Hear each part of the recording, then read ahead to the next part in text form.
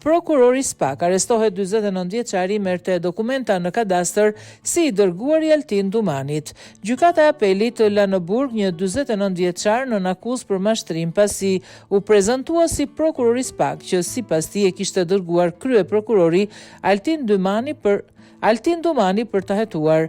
Pas arrestimit, Alban Muço, i dyshuar për mashtrim dhe përvetësim të titullit, kishte kërkuar në gjykat një masë më të lehtë, por u refuzua nga gjyqtari i Apelit Sokol Pina. Në vendim tregohet se prokurori i Rem ishte paraqitur pranë Agjencisë së Kadastrës në Berat dhe ka kërkuar disa dokumenta. E kthyer në një dëshmitare për grupin e timit, Osiana Zaimi, drejtoreshe AKSH Berat, tregon se si e priti prokurorin që kërkoi takim në zyrë. Jam prokurori SPAK, i tha Muço, dhe kam ardhur me porositë e prorit për të verifikuar denoncimin e një shtetaseje. Për këtë arsye prokurori Rem ka kërkuar nëse ASHK Berat posedonte apo jo dokumente pronësie të denoncueses.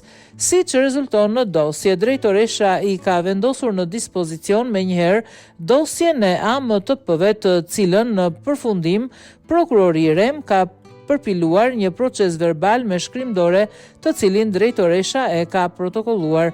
Prokurori SPAK, siç shprehet zyrtarja, e ka informuar se në vazhdim ai do të udhëtonte drejt skraparit për të hetuar pronat e një avokati.